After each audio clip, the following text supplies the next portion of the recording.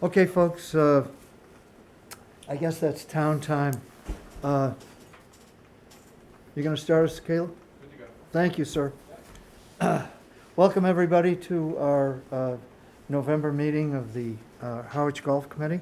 And our Director of Golf, Roman Greer, is our invited guest tonight.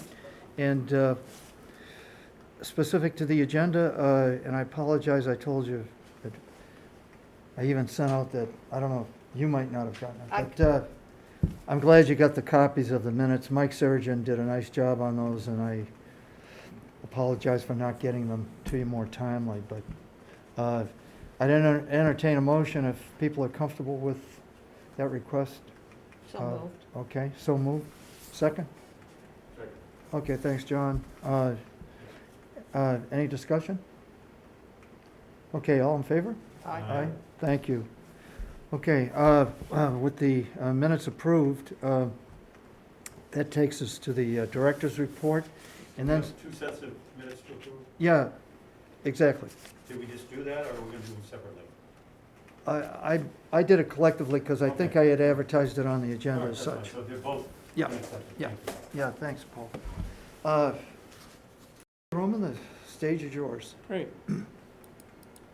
I'll go through this quickly. Just some information to share. The town administrator will be presenting the FY23 budget schedule to the Board of Selectmen this Monday night. Once that is approved by the selectmen and it comes to me, I'll share it with the committee. That's the schedule that just tells what dates, what's going to happen. So I'll share that with the committee as soon as that becomes approved by the selectmen. The town administrator also is presenting a plan for the restaurant leases to the Board of Selectmen on Monday night. I have a meeting tomorrow morning with the assistant town administrator and the harbor master to discuss that, leading into the Monday night's discussion. So not sure what, exactly what direction. I had a conversation at a department head meeting with the town administrator last week, and he just indicated that he's a little off his schedule, but the 15th would be the day he presents it. I asked him if there was anything that we are supposed to be doing at this point, and he said no. He's going to present the plan to the Board of Selectmen, and that's going to start the ball rolling. The nor'easter, I just got some details on that. So I know we were all impacted by that. The golf course was closed on the 27th, which I believe was a Wednesday, due to the extreme weather and no power at the golf course. We reopened on the 28th for walking only. Electricity was still on and off throughout that day. We had power surges that fried the modem in the starter shack, so we were unable to operate the starter shack until the following Tuesday. We had an appointment with Comcast on Monday that fixed it. Can I just stop you right there, Roman? Yep. I think this brings to mind people, and I know you're all, I bet you're reading my minds. I just randomly ran into Sean Fernandez that morning. I said, Sean, remember we talked about a Generator. A generator, Right. thank you, Martha. I think that's something that we should really think hard about. I mean, I don't know where we fit it in terms of purchase or finance, but this is a classic. Not that we lost a lot of money, but I think it's a classic situation where a generator would have been very helpful. Did they It is- lose a lot in the restaurant?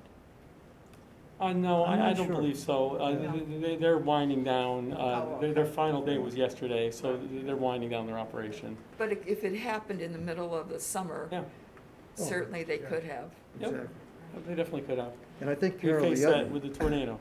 I think the other key thing is, I just happened to be there when the guys were doing the install, because they were from California, Steve. The team that put in the control panels for the solar farm, any kind of surge like that is just critical. I mean, that could fry the whole thing, and I don't know how our insurancing is, but I think we'd be in a tough spot.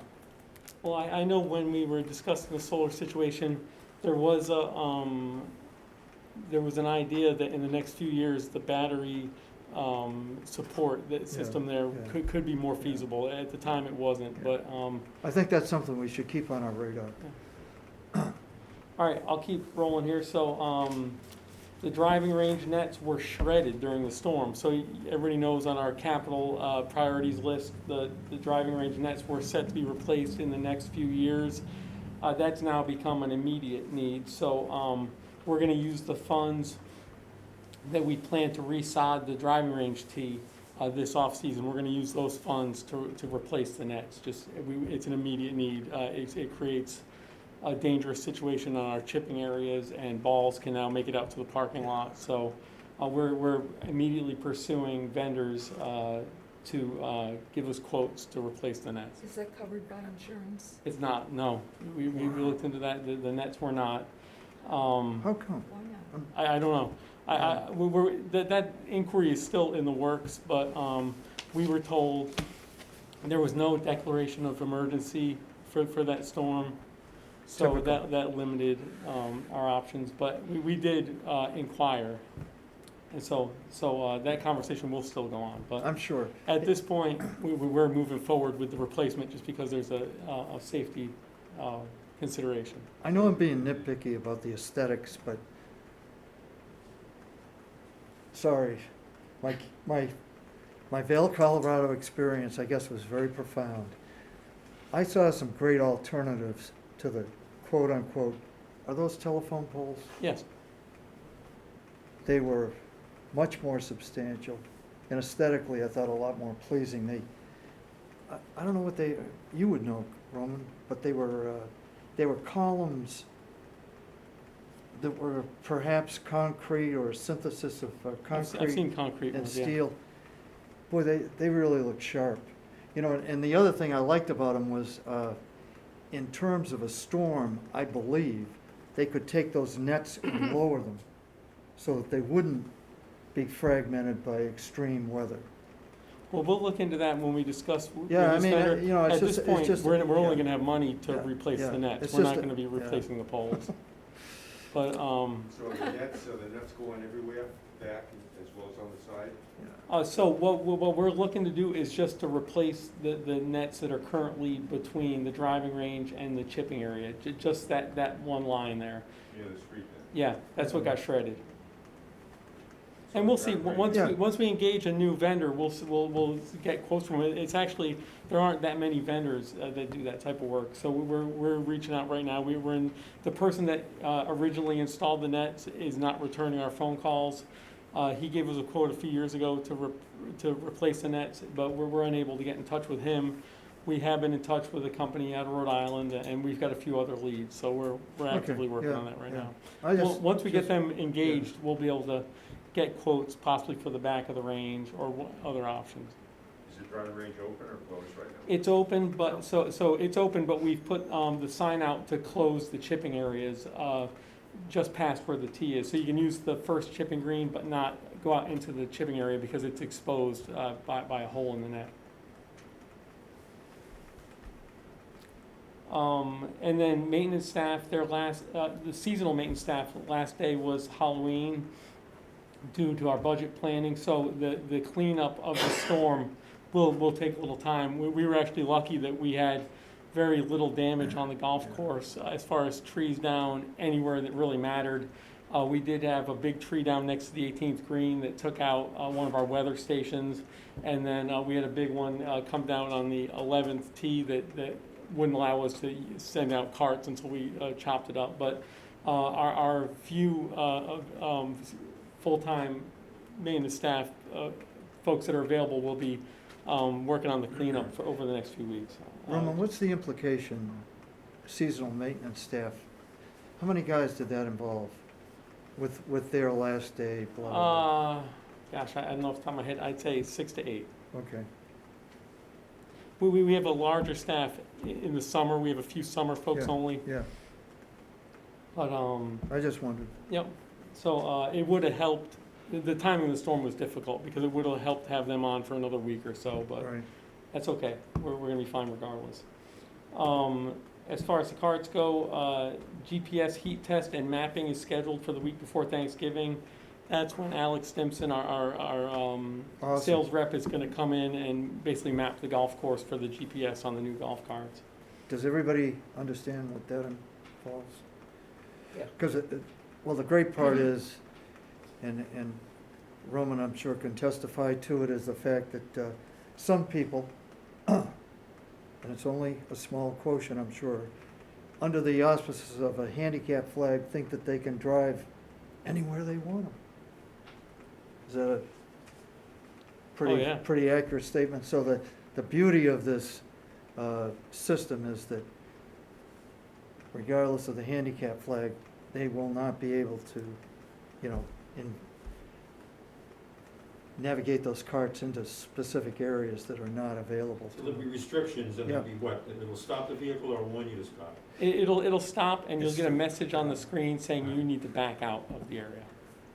And we'll do them around greens, a certain, the one thing that I'm hoping is a capability, and I won't know until I get my hands on the system, it would be to see if our staff, say Clem comes into play and you have a handicap placard, Yeah. if we could set your cart to have a different set of rules where you can Yeah, get a little closer. interesting. That's really, Yeah. that's one thing I'm interested in getting my hands on the program to see what we can do. Yeah.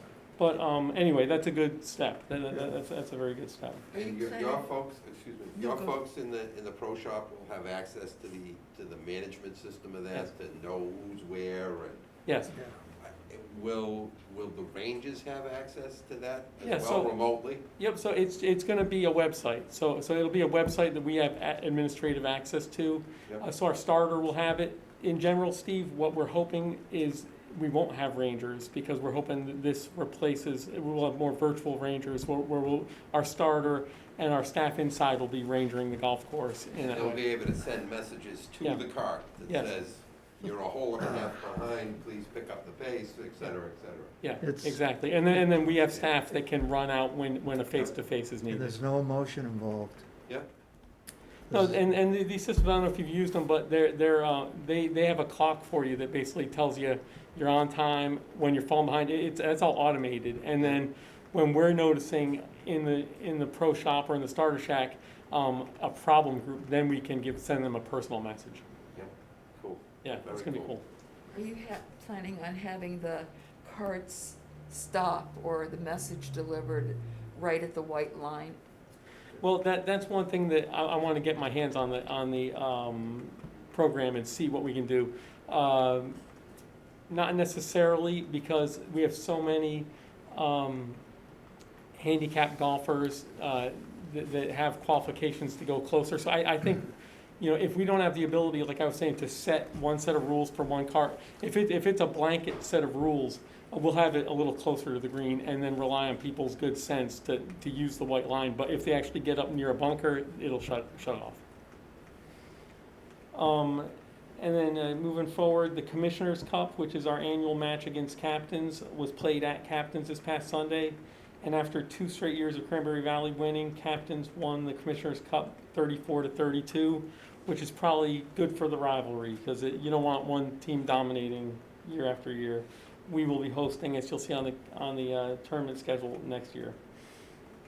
And then I didn't put this on the slideshow, but I did send everybody a copy of the capital submission that I sent for the irrigation upgrade.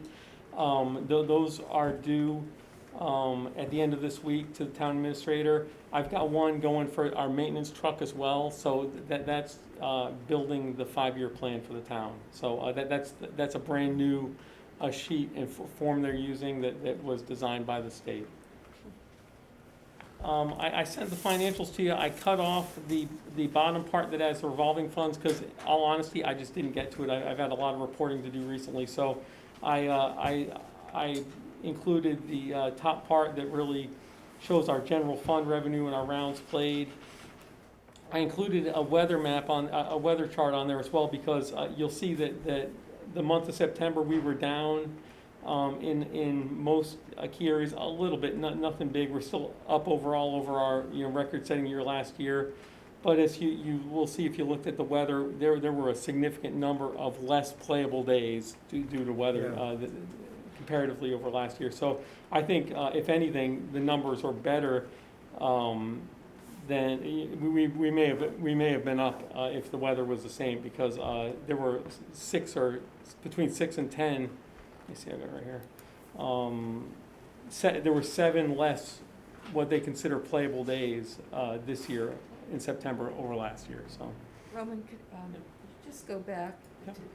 And so where it says July 21, that's simply Oh, I'm saying sorry. fiscal, No, so that's my bad. That should say September. I didn't update that. So those are September numbers.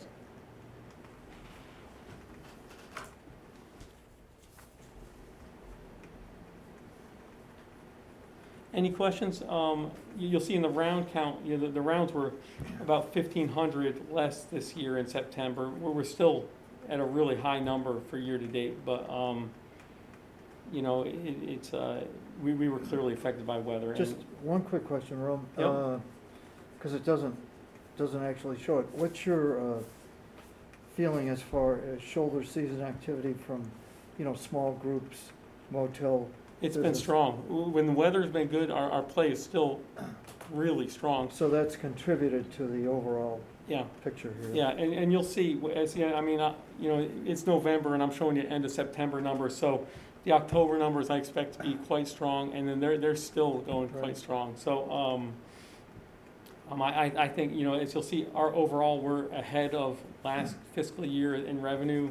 I think that's gonna continue. That's currently continuing, and I think it will into the spring. I do expect, a return to normalcy to some degree, and that's one of the reasons I put that weather chart in there, was I wanted to really verify if this was a sign of a return to normalcy, because I do expect to see, every year is not gonna be a grand slam of a year.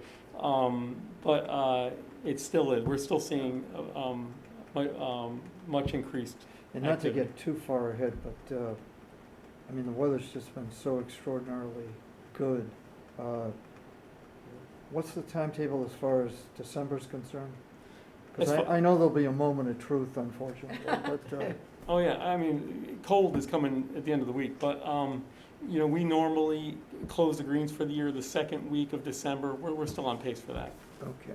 Roman, do we, when we have hotel groups, Yes. do we, do they get it discounted? Price? If you remember, Steve, from when we did the rates and fees, we have a special rate for hotels that includes the cart Monday through Thursday in the shoulder season. So before Memorial Day, after Labor Day, Monday through Thursday, they get a discount. Got it. It's not significant. It's $10 to $15. That's great, Yeah. because you see them on the tee sheet, and it's a great revenue Yeah. Oh, generator. yeah. It's really, In the off-season. it's one of the really good ways to engage the hotels, because, this time of year, they're looking for a place to get a deal. And not to sell their secrets short, but, they could be charging the full rack rate and making, this could be where they're making up some revenue. Yeah. And so, it's a good time to engage them and as partners, because, they'll send people all summer. Cool. Any other questions about the financials? No, Okay, just impressive. good. And so, I won't go into that. So, I'm glad you clarified a hot day. above 95, did we all agree? No, We No, don't I have mean, many of any those day. days. and a rain day, really interesting. So, Clem, I don't have the agenda in front of me. I'm covering the tournament schedule as part of my report, aren't I? Exactly. Okay. But we might as well, we can insert that. Let me pull that up.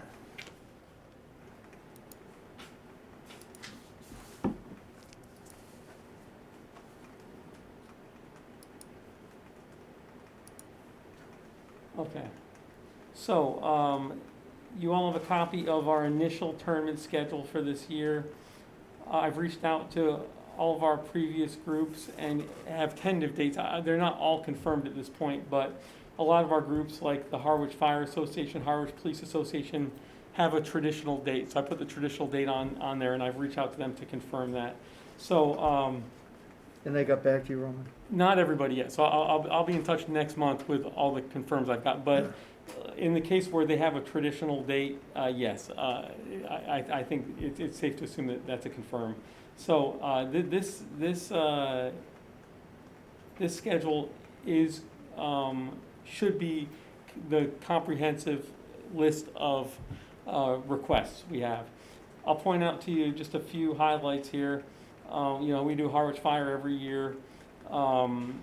the SLU Military Golf Association, I'm planning on doing the exact same thing, which is instead of a large shotgun that Right. involves all of our members, just doing an event for a tea time event for the 30 or so veterans to thank them.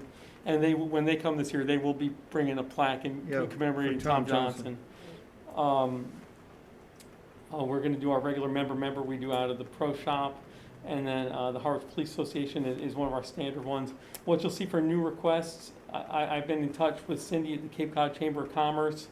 And that was one of the events that we chose not to add to our calendar last year. Right. When I put this together, I really considered that, last year was a unique year. When we were doing all this, we were still uncertain about restrictions. I think we're on the other side of that now, so I really think it's important that we added the two events we chose not to last year. The Harwich Chamber of Commerce is there on June 9th, and so they'll be paying more of a premium rate that time of year because most of our outings like to go before Memorial Day, where before the rates raised, but they chose to pay a higher rate to go on the 9th. And then, let's see, I've got the Women's Association gave me their request for a member on June 14th, which is the date they normally play. The junior events are all the same as normal. The Cape Cod Women's Golf League, same exact date as normal. We pair them up with the drive, chip, and putt qualifier. When I get into things that are out of the norm, we have a mass golf mid-am qualifier. We do normally host a mass golf event. This one's going to be very low impact. It's just one day of tee times, one morning of tee times. They gave us a bunch of options for dates. We chose to do it the day after our club championship weekend, just because it's really better for our maintenance staff to have that one 3-day weekend that we ramp up course conditions for. So Sean was helpful in picking that date for the mass golf mid-am qualifier. We should expect premium conditions that time of year. I think what's really noteworthy too is the fact that Mass Golf is, very invested in what we do. Absolutely. Because we've had a number of events and, It's a great partnership. Yeah, they count on us every year, and I think they've been great. it's a good relationship, definitely. There's a day one for the Solheim somewhere. I guess it's a, We get that question every time, and Carol, the reason I don't put it, this is shotgun events. Day one of the Oh, okay. Solheim, it just falls in the just as- regular ladies' day, tea time, so. okay, so the Ryder, I saw 2, I think, Ryder Cups? Yeah, so they Day do 2 shotguns. Oh, got it. So Okay. this is shotguns only or outside events. Thank you. But somebody asks that question every year, where's day one? At least I looked at it. That's good. And then some other changes, we're choosing not to do the senior club championship the same weekend we've been doing it, and that was really out of conversations with Sean Fernandez. He really felt that he had to delay his green aeration based on the mid-October date we were doing the senior club championships. We're going to try something new this year. We're going to try to do consecutive Thursdays, the last Thursday of September and the first Thursday of October. So we're going to try that out, see how that works, Smart. instead of a weekend in October that delays aeration a little longer than our superintendent is comfortable. And then, let's see, where was I? So then we get to one other event. So I put on there the Monomoy Athletic Boosters on Columbus Day. Once again, that falls right into, as a return to normalcy. I don't know if you were all involved in the call with the selectmen last year, but my conversations with the town administrator, there's a real desire to have us accommodate the school, and the fact that the holiday is important to them because they want the whole school to be involved in the event. I'm recommending putting this event back on. Jason Laramie is representing the boosters here in the audience. He and I met this past Monday to discuss it, or I'm sorry, last week Monday to discuss this. Their request is for a 12:30 shotgun on Columbus Day. And Jason, you're expecting 80? I know we had 16 foursomes up in Sandwich for this past tournament, and we look to grow. I know you guys had expressed some concerns that in the past, or past years that it was one of your smaller events or your smallest tournament event. And I think what we were trying to convey is that even though the numbers may not be as big as some of your other Right. groups, it is in fact Yeah. the booster's largest fundraiser of the year. So from a financial standpoint to us, it's an extremely important event.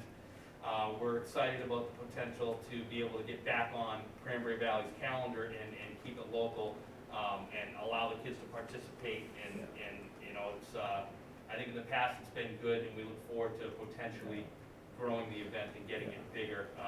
The afternoon tea time, after talking with Roman, we did afternoon in Sandwich, and he thought that might actually work better for the course itself to allow some of the regulars or other groups to get off first thing in the morning. Exactly. And then taper it off Yeah. to the afternoon for a Monday afternoon. That might actually work out better for both sides. So we're excited to potentially, you know, bring it back and grow it. The other couple of concerns that the group did have, though, was in bringing it back, is I know you talked about bringing things back to a sense of normalcy or a traditional date. I think what the boosters was hoping is that, you know, obviously last year was a little unpredictable on how things could end up, but going forward, we were hopeful that this would be a quote-unquote traditional date, I think as you guys were referring to going forward. So if we did in fact come back, that we could kind of count on the golf committee and Cranberry Valley to work with us to make sure that we can kind of keep this date going forward too. And if we need to, you know, make adjustments with modified shotguns or stuff like that based on numbers or whatnot, that we can work around those, you know, Roman and the boosters could work around those things to make sure that it's working for Cranberry Valley as well as for the Exactly. boosters.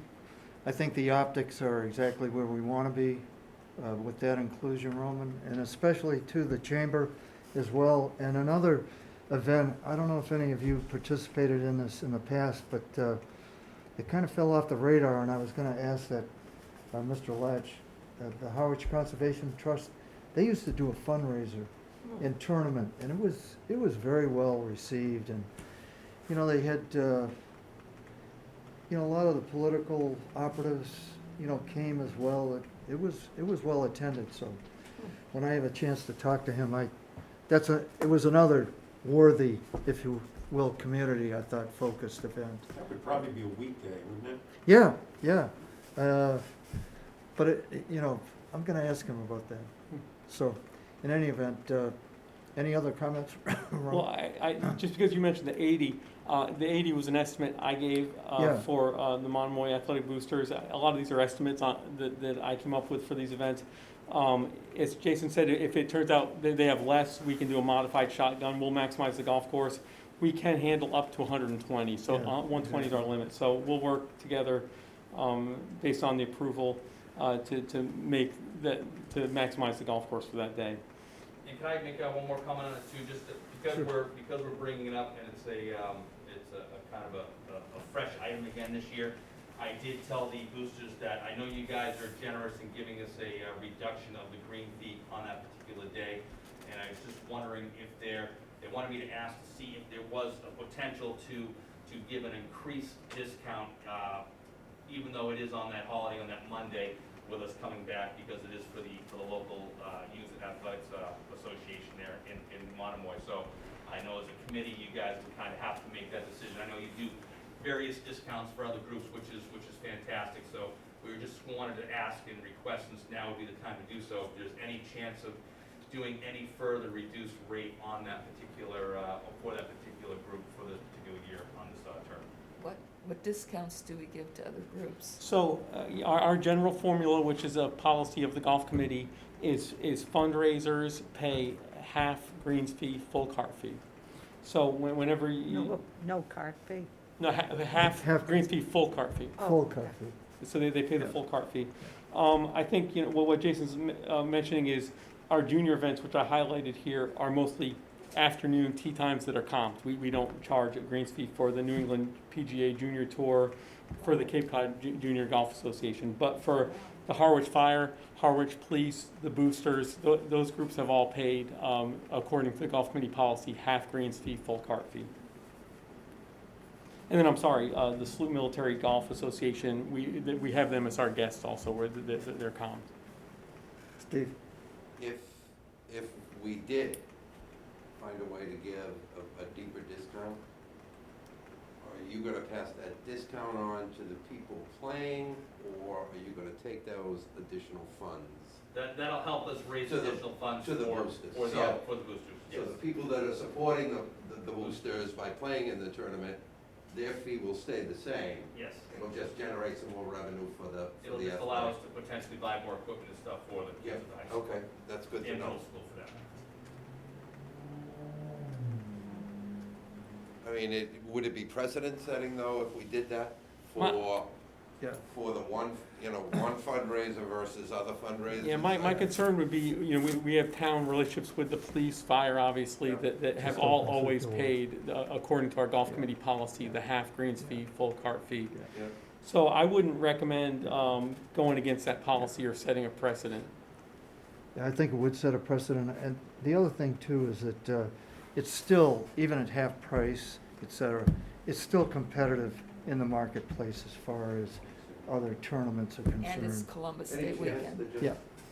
increase the fees you charge Well, the no, people so playing? The other thing I. Come on, pony up, we No, need some more equipment for the kids. Absolutely, so the other suggestion I was gonna have is that since, there was, I think in the past they mentioned that, maybe we could do a combination, in the past they had said that you guys had waived the specific green fees for members that had actually played in the tournament, I don't know if that's true or not true. So maybe if that was a consideration in the past, maybe that could be something that we discuss. Or, since we're starting at 12:30, I think the twilight rate is technically 1 o'clock, so maybe we could get the afternoon twilight rate cut in half as opposed to a further reduction, since that's a little more close to the time. But again, I understand as a golf course operator myself, I don't want to put as much as I want to get as big a discount as I can for the group that I'm representing, I don't want to put you guys in a bad position with other groups on different days as well. So I respect the decision that you guys will make, and, we'll do the best we can either way. Sure, I can address what you mentioned about members, Jason, that when I first started at Cranberry Valley, it was standard that when we had outings, that members played at no cost in them. And it really made no sense to me because everybody's paying the $125 or the $150 to play in the event. So why would the members not get charged? So we changed that a few years ago to where it doesn't matter if you're a member or not, you pay the full rate in all charity outings. Could we potentially move the start time to 1 o'clock?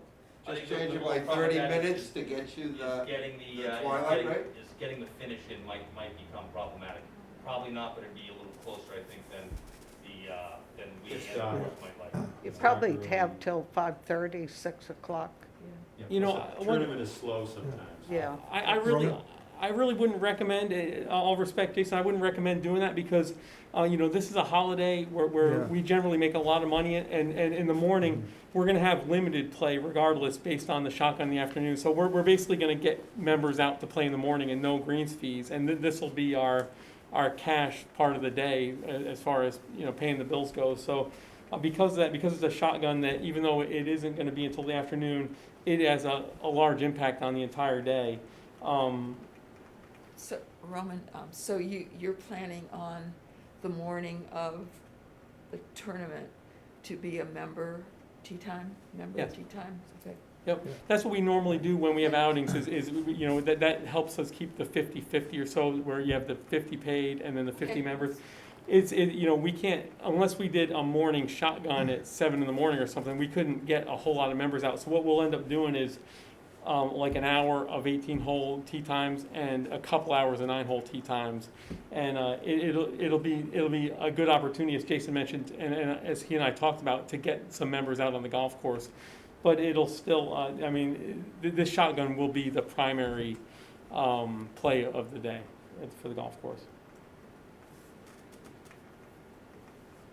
Stephen? Just one other question, Roman. Any thoughts about going back to the 3-day Ryder Cup format versus the 2, so it truly matches the Ryder Cup format like it did a few years ago? So Steve, I do nothing with that other than take the request. The Men's Association chose to go to 2 Okay. days. So I'll that talk to was, them. that's on Okay. the Men's Association. Got it, thanks. Jason, to go back to your request and so on, without getting too far into the weeds, how is your tournament basically organized? Is it do you play a scramble format? Scramble format. And as far as, because I've been to a lot of these kinds of things, and it's really interesting. There are other ways to capitalize on creating revenue within the tournament itself. Do you have any, like hole-in-one kinds of? We do a lot of stuff too. We do the sponsorships, we do raffles, we do auctions at the end. So one of the good things about being able to potentially get back here is just afterwards we'll be able to come inside and have tables set up, and have people walk through either, before and. So you do at the you do an tournament. auction We as do- well we at do- the end? We do a lot of other stuff Yeah. too. We're just trying to Yeah. maximize every avenue. And again, a few dollars here, a few dollars there, doesn't sound like much, but again, when you add it into with the overall day, every little bit helps to make. So that's why I figure the time to ask for something like that would be now. Yeah. And I'll respect the committee's decision on which direction they go. And like I said, I know the boosters is excited to potentially get back on the Cranberry Valley calendar going forward. So I think it's a great opportunity for us to keep it local, like I said at the beginning of my statement, so. Jason, is this a men's and women's tournament? Yes, and kids as well. So we have some high school kids that play as well. That's why the day where they're not in school comes into play. They can volunteer, they can help out as well as participate in the tournament. So it's good for the community. And like I said, Cranberry Valley is such a great 18-hole layout, course, nice layout. And it's just, it'll be fun to be able to get back here. Not that we didn't enjoy Sandwich, but I know I'm pretty excited to potentially bring the tournament back to Cranberry Valley, this year and going forward. Okay, folks, I think we've discussed it at length. I'd entertain a motion to accept Roman's tournament schedule as indicated. So moved. Okay. Second. Second, Paul White. Any discussion? Okay, as proposed, all in favor? Aye. Thanks, folks. Jason, I hope that, accommodate you, and I think that, to your point, having it back here, I think your problem's gonna be, you're gonna have to cut it off. I hope so. Again, Which will be a nice I appreciate problem. everybody's time, And Yeah. I appreciate you guys getting us back on the calendar Yeah. and still with the kids too. So thank Yeah. you very much on Great. behalf of Boosters. Good luck. Hey, Bye-bye. thanks. Thanks for your input. Okay. That takes us to, I I'm think- done, as far as this goes. okay. Roman, thanks for that input. And folks, that brings us to the point on the agenda where basically I was, going to open up to a discussion of other topics that we had, touched on and as far as our workshop was concerned prior. In the last meeting, we addressed the issue of the ladies' tees, and I guess is kind of a bridge to that. If there's anything that, you think is appropriate to add to the conversation, Carol had sent me a note with an overview, really a summary of what we had actually discussed as well, and I'll open it up to that. Yeah, I copied Copy, you yeah. and also Roman. It was just a thought about what can we do with a goal of making the red tees both challenging and yet actually trying to get them a little bit shorter so they were more enjoyable. Sure. So that combination of challenging as well, instead of just going to the green tees. And I had some thoughts of how, without hiring an architect, how we might be able to achieve a shorter course. And I started with the holes that the reds were with the greens on the 2 par 3s, and returning them back there, because we really don't have any hole, any par 3, that most women can reach with a pitching wedge, a 9-iron or an 8-iron. None. We're all using hybrids, or in some cases, people are using drivers to get to the par 3, and you can't even get there with that. So if we did that, if we did just those 2 holes, return those back, we take our course 100 yards less, just those 2. Then if we went hole by hole and said, if we moved on the current tee boxes, the reds as forward as reasonable on each hole, we may gain another 100 to 150 yards. And I think it's worth it. For example, on hole number 8, I think it's 477 where the marker is. There is room ahead of that, and we, you know, in some instances where it's easy to even add more earth, we might even gain another 10 yards there. But the men's tees, the whites, literally for the last 3 weeks have been 5 yards from the women's reds, and they're both par 5s. We have room to maybe move the reds, put the marker itself very forward on that tee.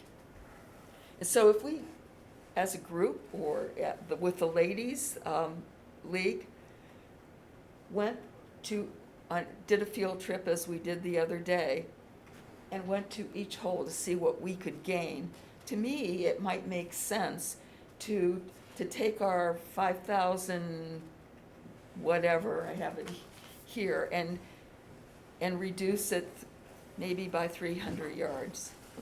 I think that's very doable. The one thing what I'm looking to do is not just analyze that for the ladies' red tees, but really to before we do a new scorecard, new rating, new measurements, and new plates, as I discussed, we would try to do for next year.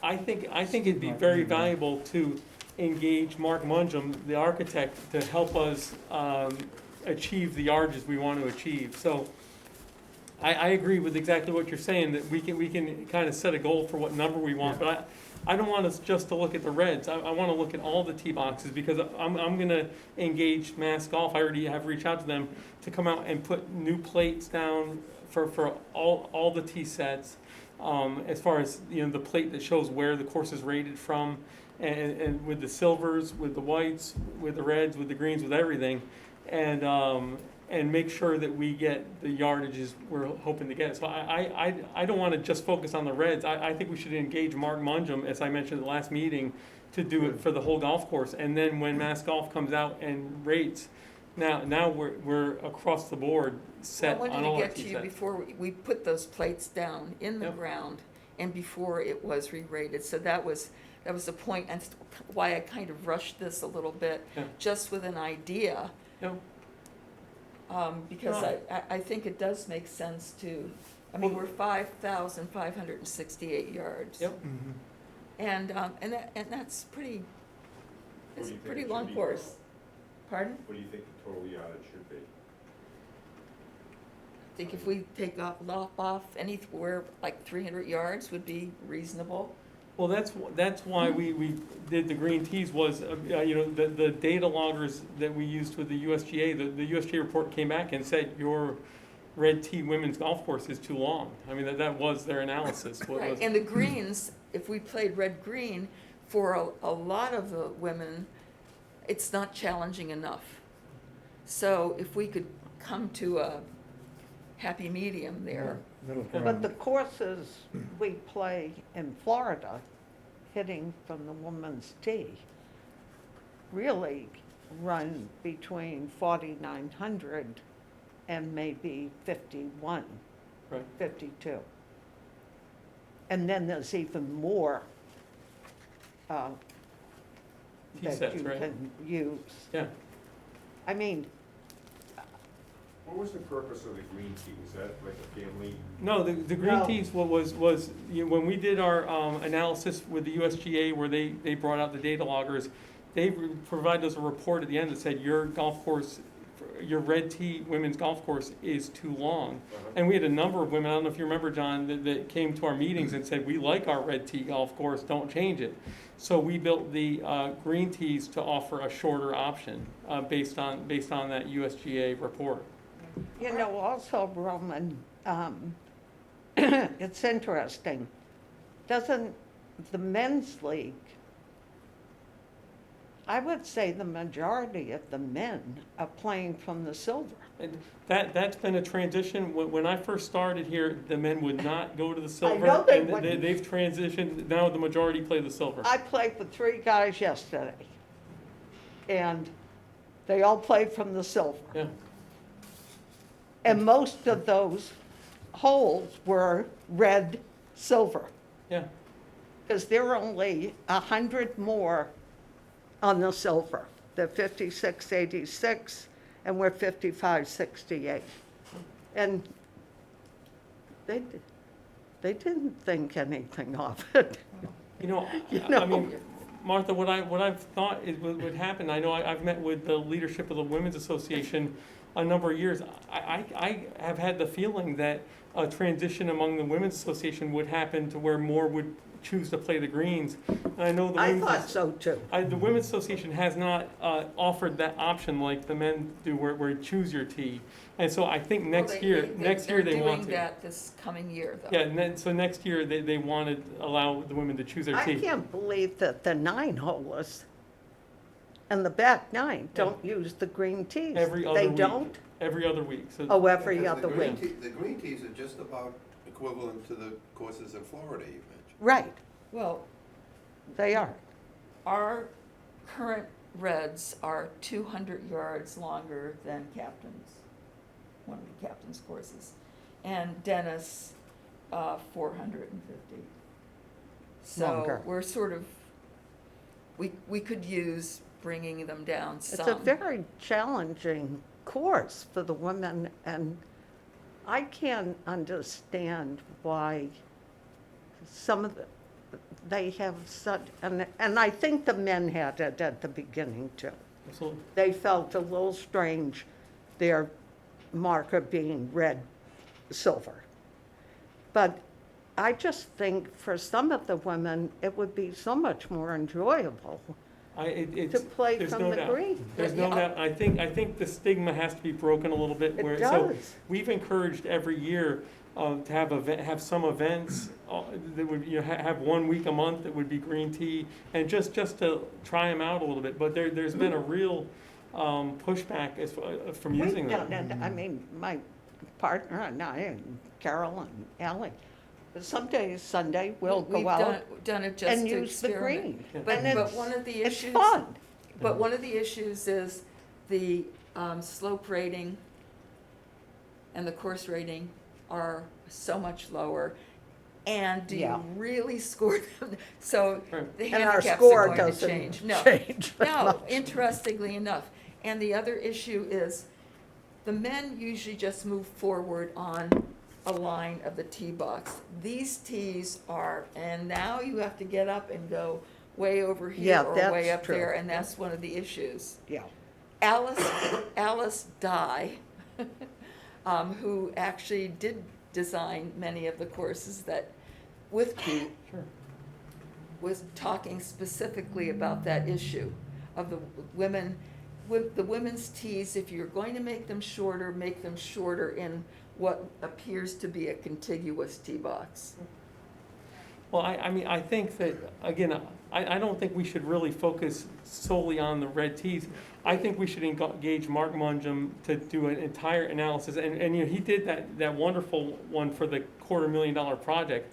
But I think we engage him for 1 day of work to come out to the golf course and you don't want to necessarily look at this like a math problem where you want to reach a certain yardage, because he'll look at the hole and say, this is the landing area that the architect designed this hole to go to. So, let's put a tee box, let's put the tee marker where the drive will hit the landing zone. I think that we should have, before they come out and re-rate and re-measure and everything, I think we should have Mark come out and basically redo our scorecard for us, based on what we want for yardage, just like you're saying, shortening the red tees and making sure we have a good, split in yardage from all of our tee boxes. I think So they all in that have way- unique distances. I think in that way, Carol, it gives it gravitas by having the architect involved as opposed to, you know, maybe a perception that the That I hometown, wanted. the Right. hometown people are, you know, they're adjusting their scorecard the way they want it. And, because you get into the implications of mass golf, in its rating and creating a slope, you know, for the course.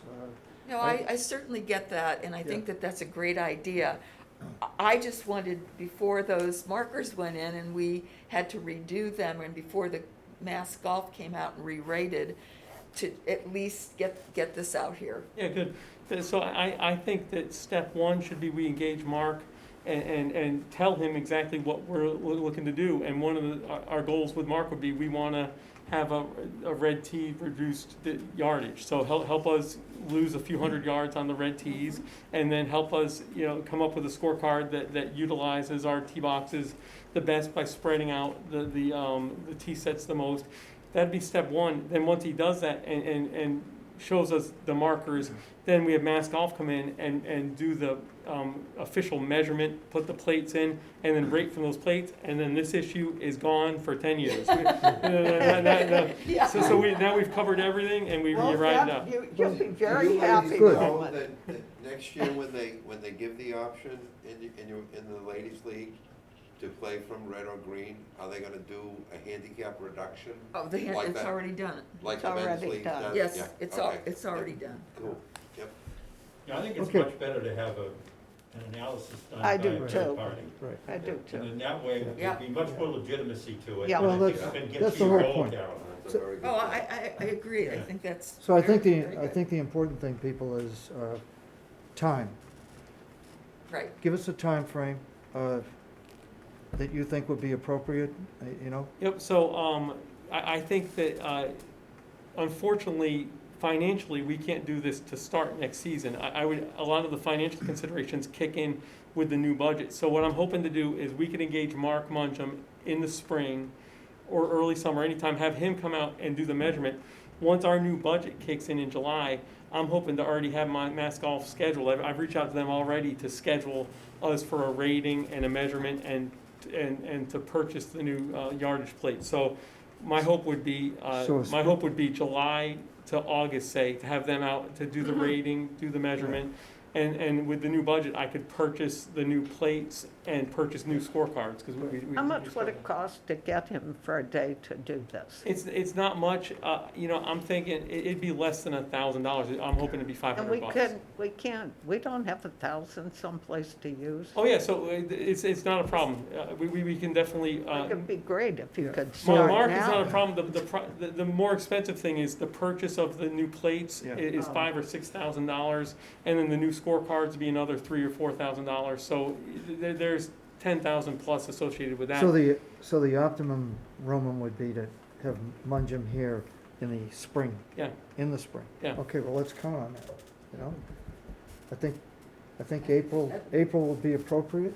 I think that this plan should really cure this issue and have our golf course set up and rated correctly, in the most functional way. Well, really, if you think about it, when we went through the USGA program with the data loggers, and we built those green tees to be a temporary fix because Mark then did the tee plan for our golf course that is the big $250,000 project. And I think once we heard from the Women's Association that they didn't necessarily want to play the green tees or forward tees,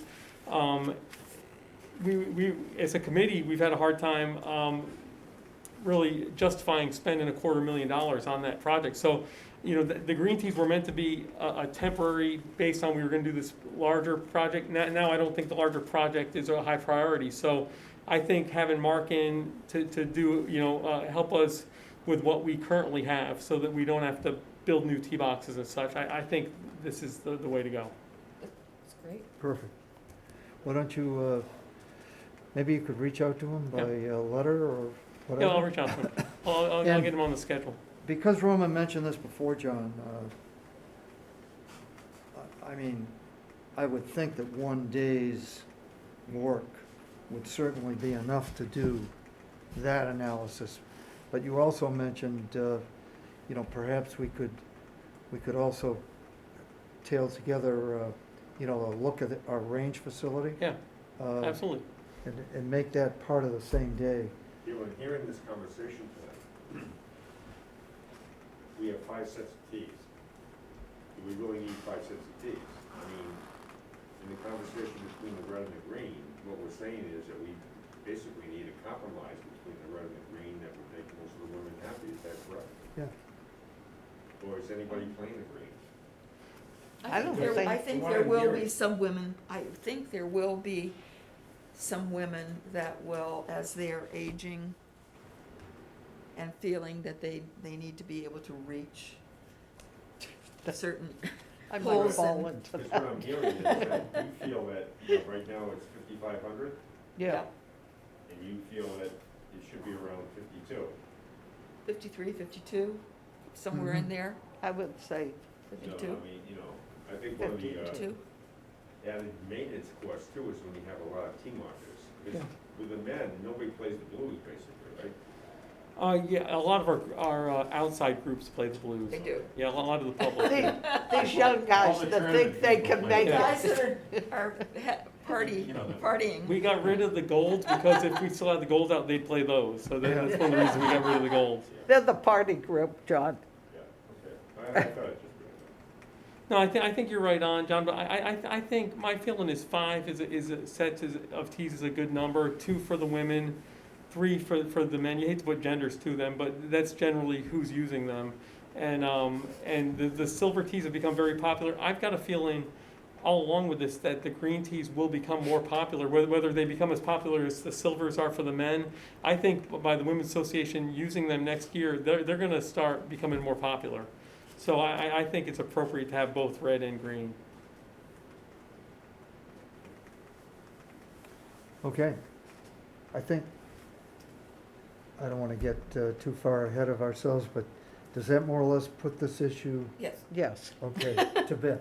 yes. And the nice thing is. Not to we- bed, Thank but you. at We've got an least it's action- on the We've agenda. got an action plan. We have an action We have an plan. action plan. It's And the- appropriate. And the second component, you figure MGA around July, August? Yeah, so I've already reached out to them for a July or August date the one thing that I had a question that I asked them is to see if they could do the measurement and the rating at the same time. I don't think they can. I think that's 2 separate dates. So we would Okay. need Mark to come in Yeah. and tell us where we want the tee markers, then have the Mass Golf come in and measure the golf course, and then they would come in and rate it. Right. Everybody will be so happy, Roman.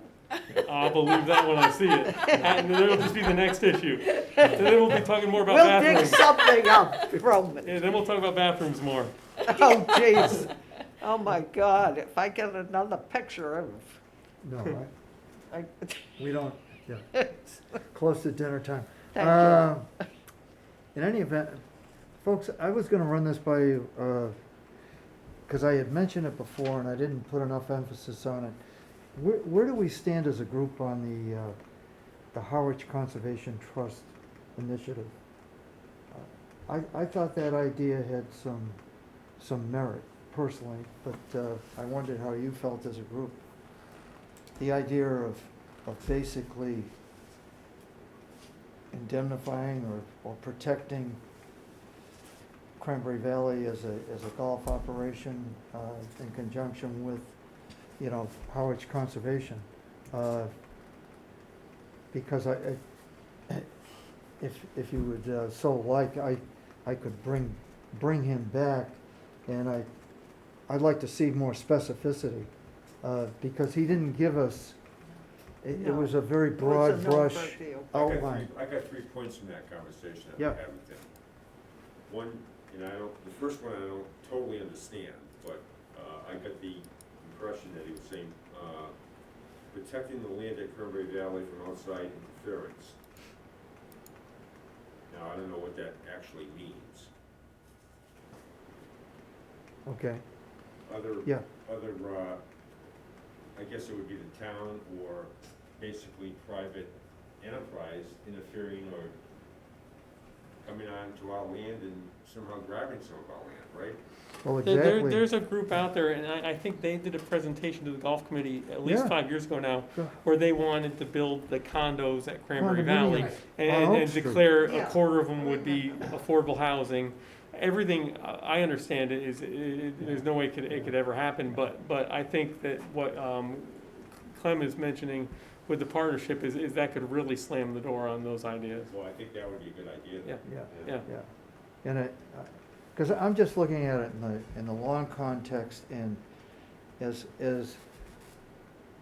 not this committee specifically, but as Harwich Golf found out the hard way, when you go back to that whole Pine Oaks episode, where the Pine Oaks development, et cetera, was, I don't even want to go down that road explaining how and why, but it was a travesty. I mean, that was a steal. That was land that was, and if you go back to the original charge with the Jim Marsline group that donated land, et cetera, it was specifically for the purpose of promoting public golf and recreation within this town for the residents and guests of the town.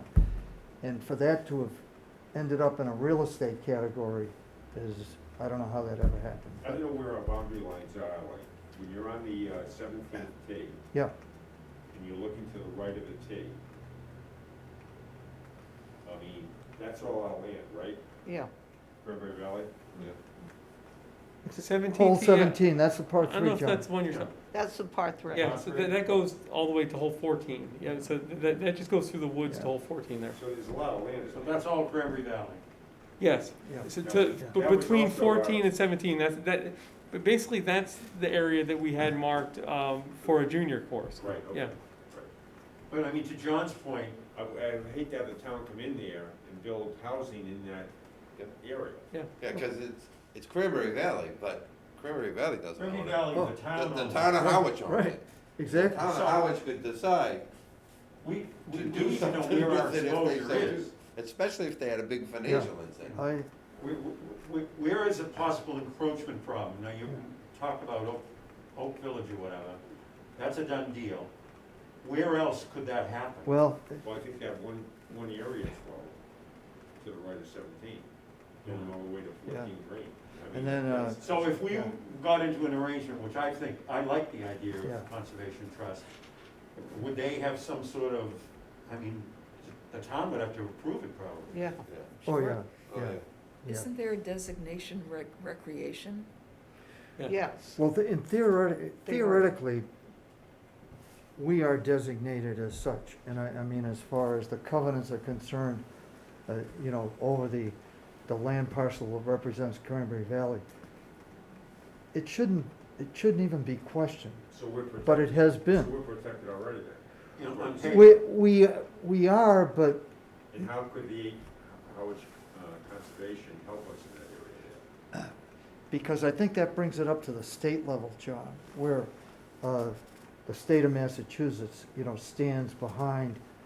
It would disallow the town from maneuvering, for a potential project or, who knows what. I think it just adds a layer of protection. Yeah, right? It yeah, adds a layer exactly. of I think protection. that's what he, Yeah, I think because we've we may benefit be, from we a may further be discussion with them. yeah, we may be designated now as that land is for quote-unquote recreation. right. Right. But the town can certainly change that designation. Steve, exactly, And to exactly. do anything they want. John And referenced. Yeah. if somebody went to the town meeting and said, in order to meet affordable housing requirements, help Exactly, a budget process, right. we sell off a chunk of this land for $10 million and it fixes lots of problems in the town. And if the voters at the town meeting approve it, then it will change. Yeah, and even, So I don't know what protection, to John's point, the Well, let's- conservation would provide if it. Paul's right, we need if you more think it's worth your information time, We need more information about. Yeah, Yeah. I think Yeah. we would benefit from further exploration. well, with your endorsement, I will reach out to him, okay? And at an appropriate time, I'll bring him back into the conversation. And, And the other thing you wanted was bird boxes, or Road houses. Yeah. I think that will go a long way on our Audubon application, Well, so that's- I think what I that's a was good gonna say. idea. And the other thing was the walking trails at Cranberry Valley. Yes, I hope we live long enough. You and me both, yeah. Yeah. Yeah. But, you know, those that habitat, that habitat issue, it's big. And the nice thing is, Roman, it's easy. Yeah. That's an easy, but the other Fix. point was, that John references the walking trails. Walking You mentioned Yeah. walking trails, we have to be careful about that. Yeah, yeah, we have to Oh. be We gotta very be careful, careful. but we gotta look at both sides though too, because for whatever it's worth, it's a state law now in California. yeah. All municipal golf courses have to provide public walking trails Really? to Wow. non-golfers. Yeah. Oh, Well, we'd be, Seems And they absurd. basically said, You have to But I get the think- helmet too. if it's gonna be public property, yeah. you gotta allow non-golfers to get some quote-unquote use and value out of it as well. And You're right, Steve. And so, you're right, it brings liability challenges, Yeah. certainly. Could and be after hours, convenience though. Could challenges. be after Well- hours. we had a guy walking I think a around lot of today. a lot of the golf courses I know that do that, like, you know, what we would do, I think what would be recommended is the wooded area that we have that's right along Oak Street, you do a lot of walking trails there, and they don't need to be on the golf Yeah. course. We have plenty of Right. woods where they Yeah. could Yeah. be on our property, but not on the golf course. And I think, Steve, the real silver lining is, by being proactive, you can dictate where those trails are gonna be and so on. It's not like them imposing Right. on You you. also decrease the risk, if you wanna call it, of them coming and grabbing the land for other use. If Yeah. non-golfers like the idea that there's some nice public access trails there, Yeah, that they get value out of as well, right. they're going to be less inclined to approve using that land for anything other than recreation. Well, folks, what I'll do is I will pursue that and I will get back to the committee, with a report to include, and I'll try to get Carol as much definition from him in terms of real documents, so that we understand completely what's involved. And I'd even suggest, Roman, not to make it complicated, but I'd like to understand the legal nuances too. And that's part of our, we get legal services from the town, so I will, ask through Roman to have the town's attorney look at that, so Now, that we for whatever don't, it's worth, for full disclosure too, the California law, yeah, pre-existing golf courses were excluded. It was passed Yeah. like 8-10 years ago, that any new municipal golf courses had to have public access walking trails or recreation. okay, So that's people. how Torrey Pines got away Yeah. with it. I think those are two significant topics that we've moved off the table. What else would you like to pursue? Well, I think we've identified the big project is the wireless heads, right? Yeah. Which Yeah. is part of our capital project moving forward, that's one of our top priorities, right? Right. And the other one was the, help me out here. So what I submitted, What's the other one that you had on your list? so what I submitted for capital projects is the new maintenance truck. Those are the, This truck is the second one. yeah, those are the two that are over $50,000 that have to be included in the town's capital plan. And, And I think the other thing that we gotta do is identify what we wanna do as far as putting warrants on the town meeting, right? Right. And I think one of the things that we did was changing that covenant in terms of using the pro shop revolving fund for things such as the driving range. Right.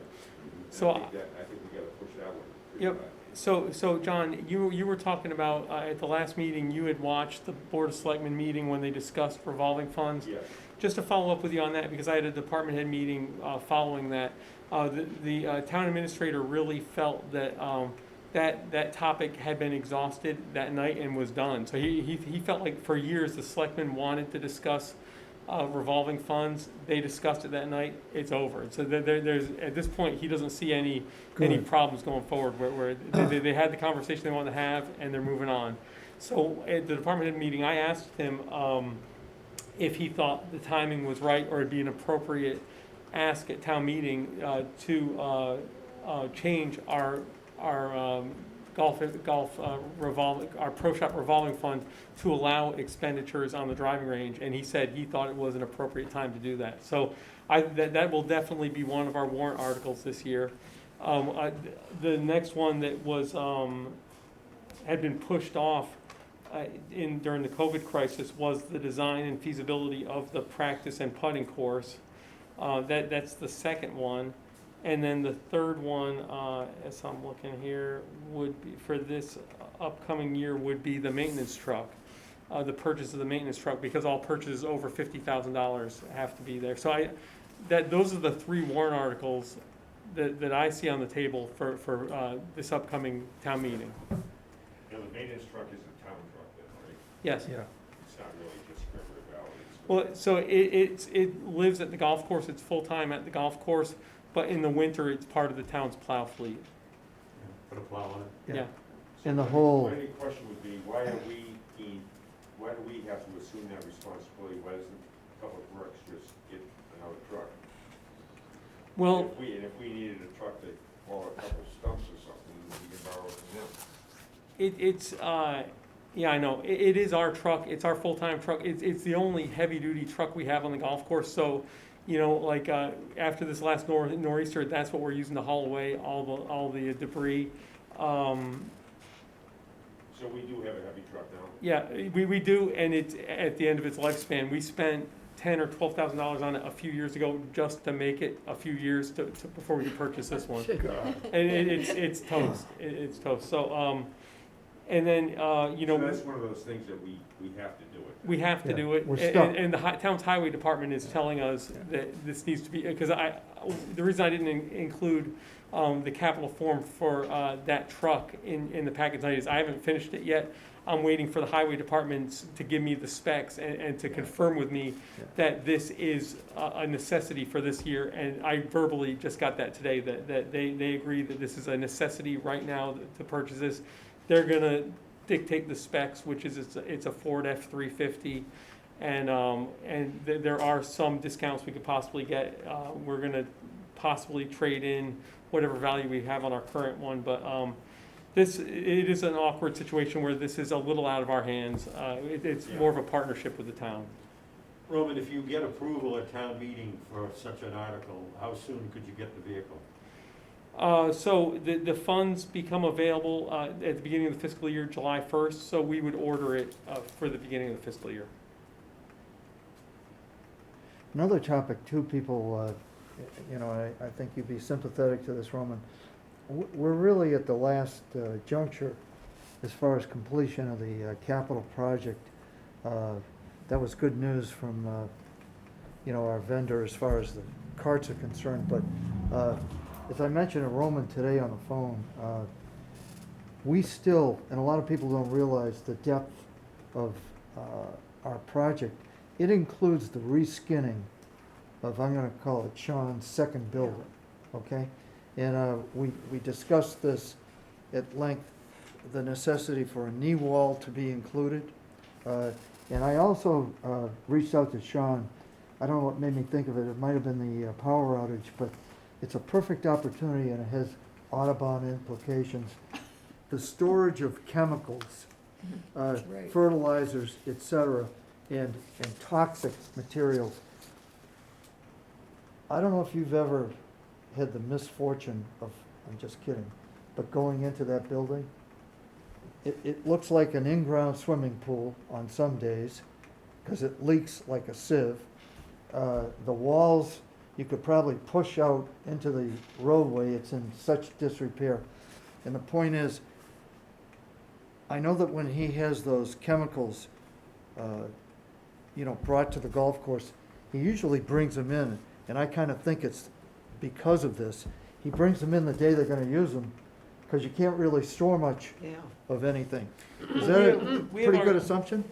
To a degree, yeah. I mean, that's the original maintenance building, so that's the 1974 maintenance building. It's old. Yeah, But the chemical storage, in most cases, occurs in the bump outs, which are a little newer. right. The bump outs make as we saw when we got our first quote from J.J. Cardosi on this, the bump outs from that building make this more complicated. If you haven't seen it, it's a maintenance building just like our cart barn, but along the right side of it, or the east side of it, it has 4 mini Yeah. buildings It's- that come out that are built just for chemical storage and such. Yeah. So it makes the rescanning of the building a little complicated. Yes. That's why our initial quote, they just shook their head and said, you don't have the money to do it.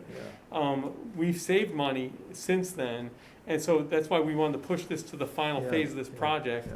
But so, you know, it's all gonna really, we're gonna have to get a quote based on how much we have left in that project budget. But Yeah. in a perfect scenario, I know what you're saying, Clement, is that not only should we reskin the building and put a knee wall in it, there should also be a chemical storage facility within it.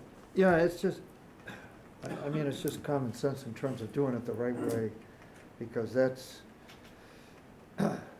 Well, where are the that has a lot of chemical- environmental implications. Where are the chemicals currently being stored? So that we have bump outs from that building, so Oh, it's almost they're like, there. it's almost like a shed that's Got it. attached to the building. Yeah, It looks, they're sheds. Thought it was off campus, maybe. No. No. And it's the, all compliant, everything we're doing with storage is compliant.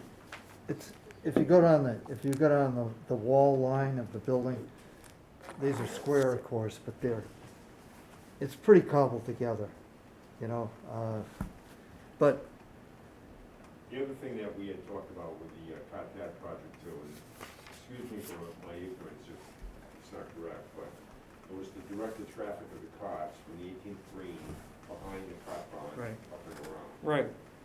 Is point, that, John. are we satisfied with what we have there in terms of a road, or is there anything that has to be done to make that a little bit more? Yes, I so. don't think anybody uses them. No, so the plan really is, for this off-season, we're gonna do, all new signage at the golf course, and we really need more signs to direct people there. As far as the path goes, you know, there are difficulties with the path, we can't pave it, it's too close to the wetlands right there. It's very natural, and one thing that I'm noticing is a problem, and one of the reasons I think a lot of people don't necessarily use it, I've sent out a number of emails to the membership saying, you know, at the beginning of the year, this path's available. We're never planning to necessarily force people to use it, but I think with better signage, it would be more in use. The path is in a very natural state, and anytime it gets windy, there's debris is gonna come down there, because I use the path all the time personally, and I mean, I know a lot of our staff do, because it's a good shortcut. It's a little rough. I mean, it gets rough. It's always got debris in it.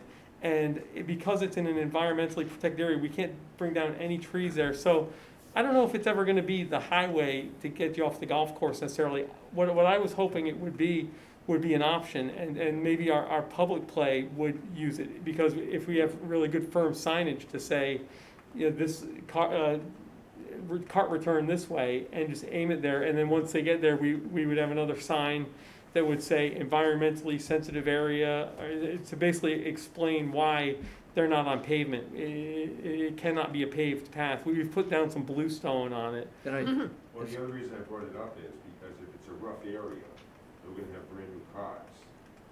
We don't want the cars getting destroyed on a road that's Yeah. gonna be Yeah. unpassable or very rough. It's fairly smooth, but what I would worry about is, I think what you're leading to is the branches. If they're gonna catch a branch under the chassis of the cart. Can we clean that out though? So, I mean, every time it's windy, there's so many trees up high, that no, we can't clean them out, because it's in this environmentally protected area. There's a kettle pond right down there that is protected, so that's why we couldn't pave. We can't really do any pruning there. You guys But I- ever gone that way? No. it's, I never have. Just one person's- One of my other questions, isn't it, aren't we sort of Yeah. in conflict with something else that we talked about, which Yeah. was certainly Ron wanted to encourage everybody to go to the left. So you go by the hot stove, when you get off of 18, and you get to see the menu that he has on the chalkboard, et cetera, and it incents people to go in and have a bite to eat or a beer or something after they finish their round. But, If we start directing people away from that, are we gonna get pushback from Ron and or anyone else? that run in the Ron restaurant? did push back, Steve, that's one of the reasons we backed off on it a little bit, instead of saying this is the way, because in original cart path designs, we were gonna get rid of the path from 18 that went to the left of the building completely and just direct people behind the cart barn. But Ron protested. The one issue there that I, as you say, let people drive by, let people drop people off. The thing we don't want, that Ron really wanted, was Ron wanted a cart parking area. We really need to turn the carts over, so, we don't want people staying on their cart for an extra hour, hour and a half, 2 hours. Yeah. Or, we want that cart back in place, so, I don't know if I'd go too far with encouraging, we chose not to build the parking area just because of that idea, we need to turn over the cart. Sure. But, Well, that was one of the key concepts behind it. We didn't want congestion near the Yeah. clubhouse. yeah, exactly. yeah. And starting from square one, part of the problem, I think, Carol, is the fact, because you may or may not agree with me, but I talked to Roman about this endlessly. It's like the hidden path, Martha. There's no defined entry point, as far as I'm concerned. And I told Roman, I said, my thought was, John, to enhance some landscaping, creatively, just so at least you see there's an option there, that there is and along with the signage enhanced, people might, take advantage, because personally, taking that path, I'm up at the cart barn 5 minutes sooner, I've dropped off my clubs, and I can turn around, Steve, and hot-foot it up to the hot stove in a blink. You're not gonna, once you're in the parking lot, you're leaving. Yep. Yeah, but people that come up Yeah, and turn to the left, they're going to their cars anyway. they're going to their cars anyway.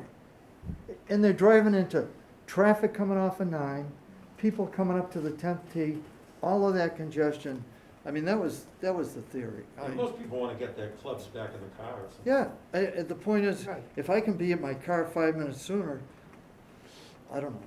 And they know where the hot stove is. It's not like, Yeah. I mean, 95% of the Yeah. people know the restaurants. And, Any thoughts about putting a cart parking area, if you wanna call it, or a turn, near the bag drop? So that people could just go to the bag drop in their carts and have I've done the job, so I know it's gonna be a pain for them, but have the cart barn people come grab the carts from the bag drop area. Take it, and then they just leave the clubs at the bag drop. That way you go back to your car, you drive up to the bag drop, pull up right And- next to your bag, and pick it pop up, your trunk pick it and up. throw them in. Yeah, There's I only think one that problem would with be a though. lot for I think the most people don't wanna leave their parking. clubs right. in the backdrop, particularly at a public course. Our best Yeah, operational, security, you're right. I mean, operationally, I think our best option is they take the new path, we have good signage there, because that's the most direct route, it doesn't interfere with any traffic at the putting green and the 10th tee. So, our plan, we had some temporary signage there just to start, but I think as Clem's saying, if, we promote it a little more with some good signage, that's the best case, because the cart then gets quickly to our cart wash area, they're at their Right. car, it's a done transaction at that point. So, people currently leave the carts exactly where you're saying anyway, and we come and get them anyway at times. I wouldn't necessarily want to promote it, because I think it would create a bit of a headache having dirty carts mixed in where the clean carts are and such. Speaking of that, Roman, too, because I know that you survey Roman surveys his crew, his work crew every year, as far as, what do you see in terms of our operation and how can we improve it and everything? We have an exit interview Yeah. with each. So, is there any input specific to, our conversation that might be helpful? And right now, this year, not so much. I think, things are so in flux. Really, the outside staff is really interested in how things are gonna work with the new fleet. And the big help with the new fleet is they have the permanent tow bars on them. So really, our staff are really interested in towing up the chain of cars together. So that's really more what the thoughts about. That's gonna be pretty cool. It's What's gonna be cool. What's it give you, the ability, can you do 10 at a time? Not recommended. Recommended, I believe, is 4 or 5. At other courses I've worked at, I've had 8 to 10, and it works. But through a parking lot where there's other traffic and Conga line. pedestrians, you know, we don't want to do too But many. that's gotta be a real enhancement, Yeah, time saver. The other thing I don't think we should lose in the transition either is the wash back. right. That was part of the initial goal. What's that? The wash Wash, back. So wash those, pad. those are the two remaining items in the reskin and the washdown pad. We've basically taken care of all the bills leading up to, leading us through the power in the cart barn. We got a few things to do still with the install, but I guess it's probably time that for the next meeting, that I bring the project budget to the committee, and let's discuss what's left to do and what's left as far as Right. project money. Yeah. Because, I think the only other thing I can think of, maybe someone else has input, but, the video surveillance that we've talked about Yep. numerous times, that would be, and the enhanced lighting within the parking lot itself, those are the only two issues I can think of, Ron. so at the next meeting, I'll bring the budget in. Okay, I'll great, bring an updated great. budget in. We talked about other things like the foul weather gear. Yeah, exactly. That I think we might want to have on our radar. For the, We're talking about the, restaurant. Oh, yeah, for the restaurant, yeah, Right. yeah. for the clubhouse. And I think that's an important enough one to have another discussion about. You know what I'd like to see too, Carol? I'd like to see Sean Libby come up, Roman, maybe you guys have already done this, but, maybe it's my New York life interfering here, but decks made out of wood have a tendency to rot. And I just wonder what the longevity of that deck is. Because, you know what I mean, Steve? It skirts and it's very susceptible. Because I'm just thinking out loud.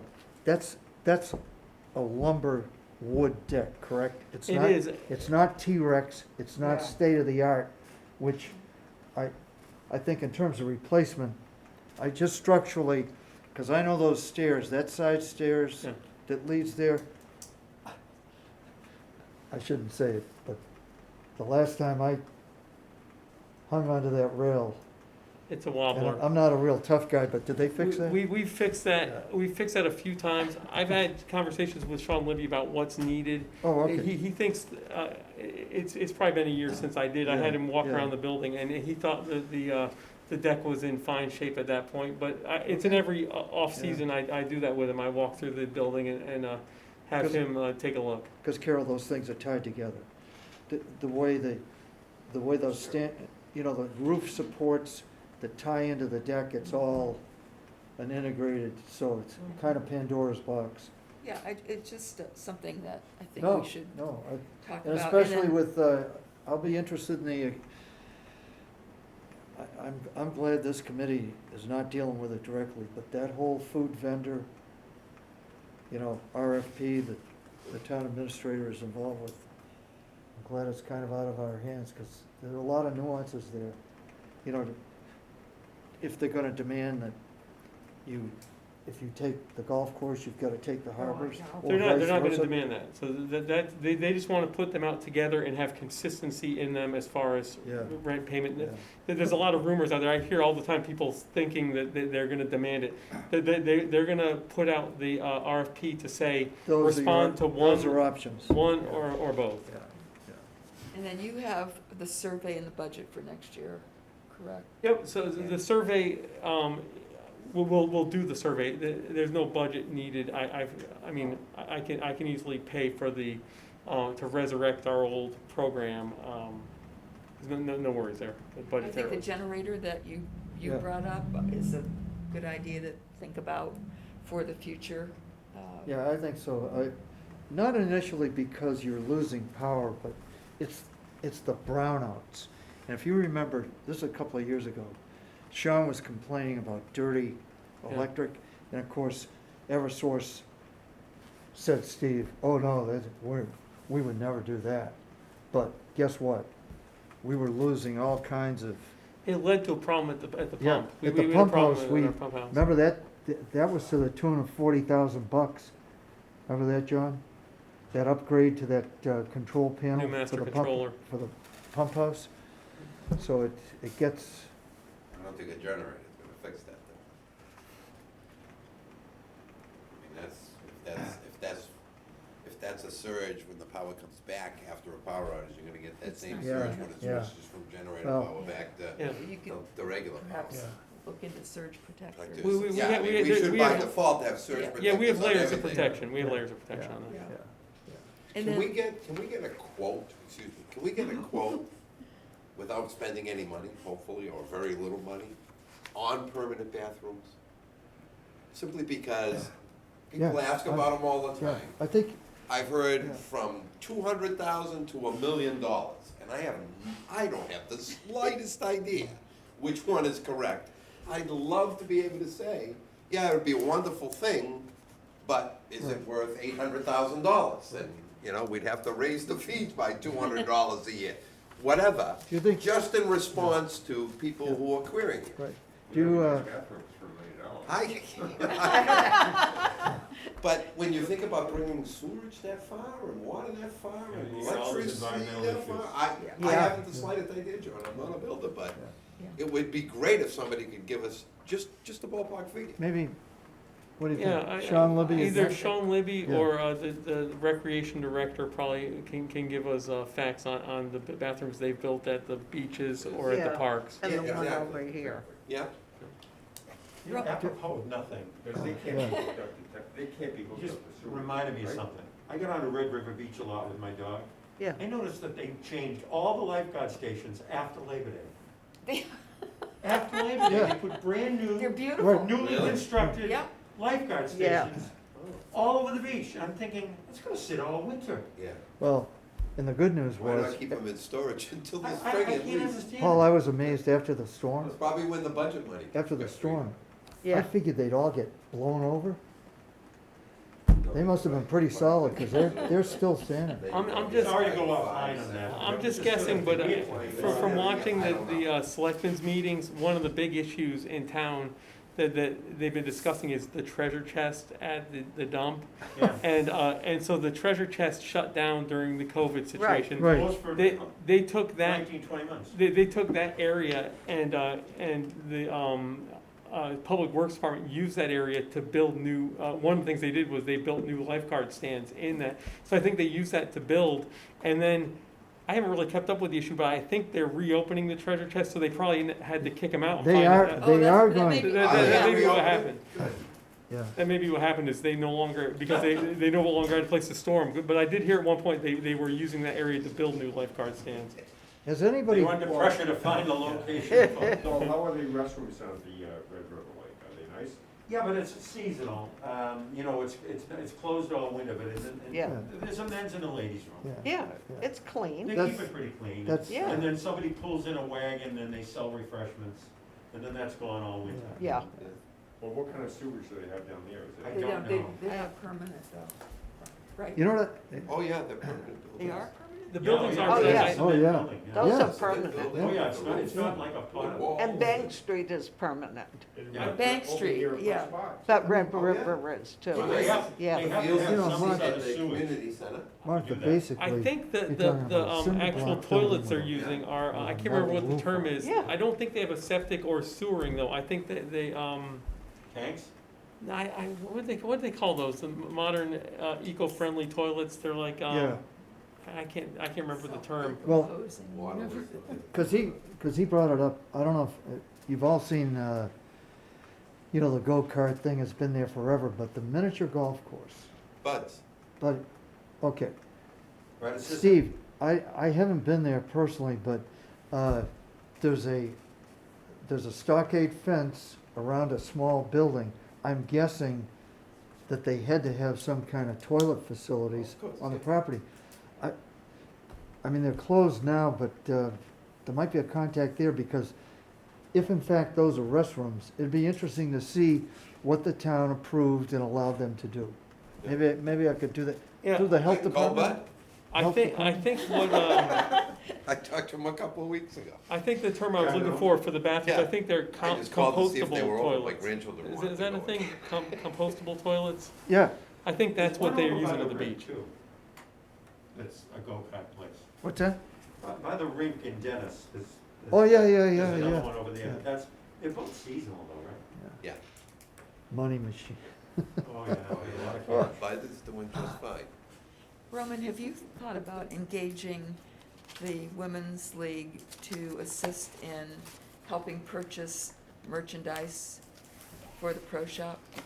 I believe, so, one of our head pro, Dick Fagan's, job descriptions is he's the buyer for the pro shop.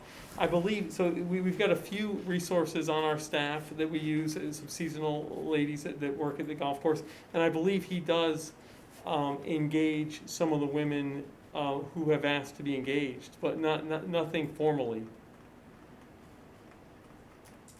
It'll be It might be interesting. something to think about, you- because what we have to purchase is minimal, and I understand that it was difficult to get merchandise in because of COVID, but the kind of merchandise we have to choose from, and sizing and all of that, really needs maybe a more professional direction.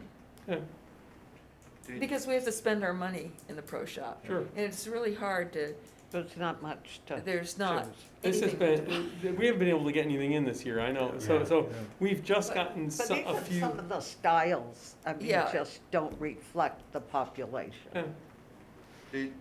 Do the people not in the teenagers, that's Women's more. League know that, at least they did for me, you can order anything through the pro Oh, shop. you can.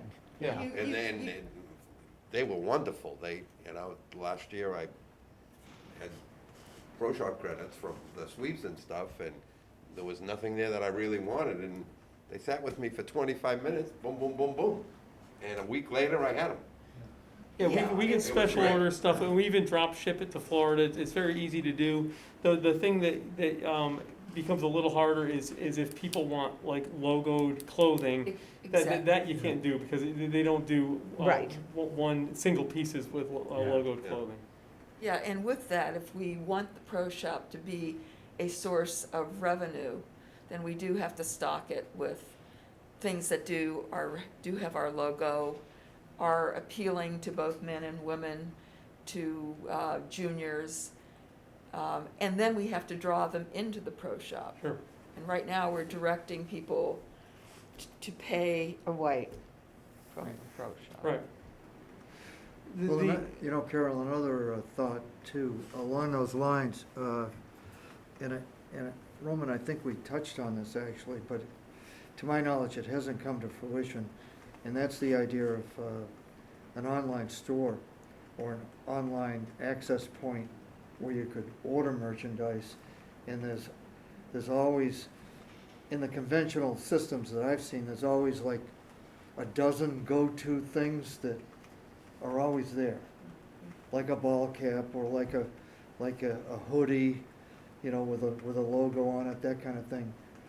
It might, because you mentioned the website or our website presence and so on, that might be worth pursuing. I mean, you could take that as far as you wanted to take it.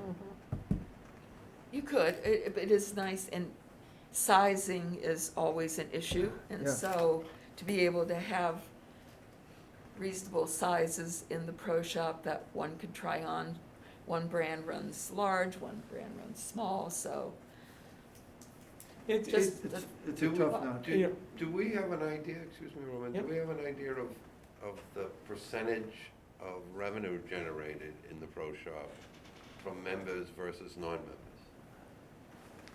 That's a tough one to come up with. What I could do, as far as looking at that, is see, I could look at, how the purchases were tendered, if they were tendered to Pro Shop Credit or to cash Well, or credit card. I'm wondering if the point of sale system, because members get a discount, Yeah, so the point of sale system should be able to, in the database, separate out those which came with the 15% member discount. I don't think they can, Steve, Versus those because that don't. it would identify any sales we run. I mean, we run different sales throughout the year that are for, so it wouldn't, Yeah. what I could see is what percentage were bought with a Pro Shop Credit. Yeah. And then, Carol, as you mentioned with, I've worked at golf courses coast to coast. Women's clothing is difficult because there's, the styles and the sizing is always very difficult. So that's a tough one. What I've always done in the past, and I believe, I'll double check with Dick on this, but we have some wonderful sales reps that we work with that promote the women's lines, and more often than not, we rely on what's their recommendation of what's selling and what the new products are. And so, it's not a bunch of guys ordering the women's clothing necessarily. We rely on the professional resources of the sales reps, and a lot of them are really good as far as, knowing what's selling and what's not selling. The last It's couple of difficult years for- haven't been such a great, Okay, Carol, there's another thing I've seen at courses I've worked at too, along the lines of what Roman just said. And you can make a big deal out of it. I mean, it's kind of a fun thing. They do like a trunk sale where you'll have 3 or 4 vendors come in and they show you everything. For example, I always used to kid about this at Ocean Edge when I worked there. They had the California collection, and I kind of asked the question, well, what's this whole deal? And they go, oh, that'll never sell here in Massachusetts. So here you are, They have basic that. blue and maroon, I remember. whatever. So, well, one thing I will mention, we are gonna take a little bit of a black eye as far as Pro Shop sales this year, because so much of the merchandise that we ordered last fall and in the spring, we're just starting to get orders in now, and everybody wants our end of season sale. We're not putting the stuff on sale because it's brand new merchandise. So, we're taking a hit every day in the Pro Shop because people are expecting the end of season sale, and it's brand new out of the box merchandise. So, for the most part, we're not having that sell through that we normally do at the end of the year. We're gonna carry the stuff we're getting now into next spring just because it's brand new. Chain of supply implications. Yeah. oh, it's That's enormous. no fun. Hey, folks, looking ahead, and I don't want to cut off our conversation, but looking ahead, there's the option of that meeting on November 16th, which is just a week away if you felt that was necessary. And then the other thing, I'm just throwing this out to the committee, because I realize people are going to be in transit. I was just personally looking at the calendar, and suddenly it's December. What are the thoughts about that particular meeting? Because the point is, if we go three Tuesdays into the month, come here, calendar.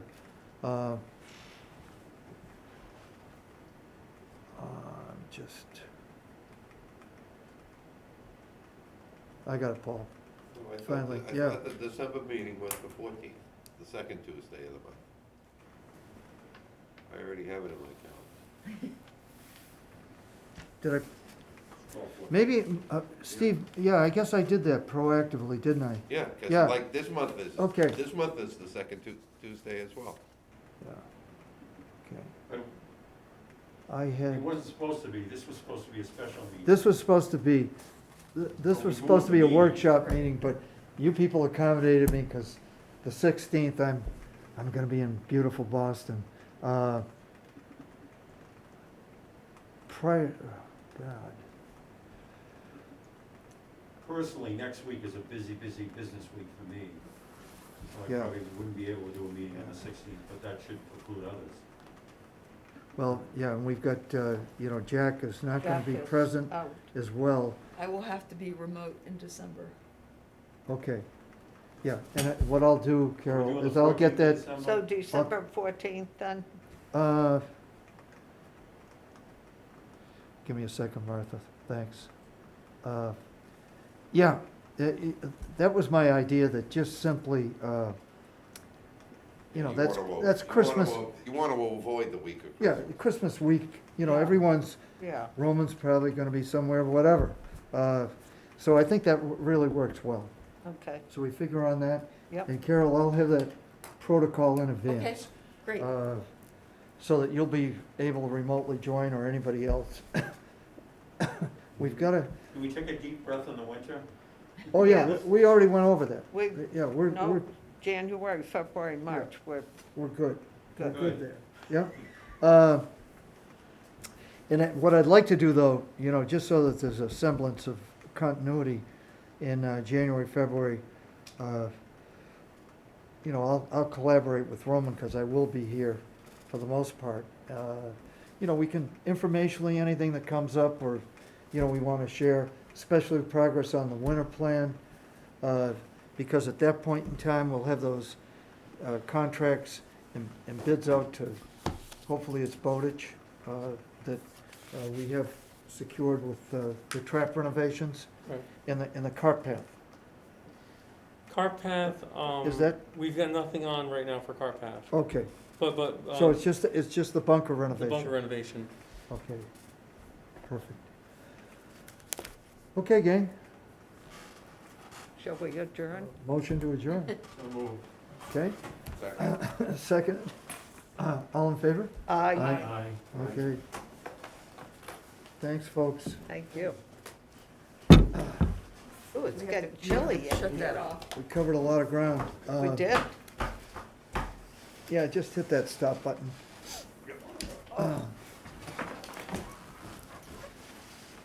Well, Roman, I'll reach out to Harwich Conservation, because you're so busy. Do you want me to try to, I don't want to step on your toes. You want me to reach out to Libby or talk to the health department? About, I can get some about bathroom issues? profiles on Feel free, permanent. Clem, feel free, I've got a million Okay, things to do. okay, I'd love to delegate that one. we can do that. All right, everybody. Hey, Roman, see ya. Product order? Yeah, slamming. We had like almost full tee sheet today. Busy as can be. We'll see though, at the end of the week it's supposed to start getting cool and. Did you know what I meant about that though, that back access? Oh, yeah, I mean, do. I go up there and it's sort of like, It's a little steep, too. well, yeah, and there can be some enhancements to incentivize people, I think, Yeah. that choose to. Well, I think signs would help Well, drastically. yeah, that and also Yeah. look because of like the it- liability It look issues, like it's, used. those liability issues, I'm telling you, the parking lot, our car park, not having those speed locators, I think that's really important. The 5 miles per hour, or whatever's deemed Oh. necessary, or 3 miles per hour, Steve, someone gets whacked in that parking lot, I cannot believe it has not happened. Yeah. I think you're in a, Well, and I can't understand, by the way, Carol, the number of trucks that are. insurance-wise, in there. Yeah. why wasn't that? How could that net not be covered, Steve? Wind coverage is a unique Yeah. thing. Well, I was gonna, in my Western New York life, Wind coverage is an act of God. That's a special. you ready for this? That's right.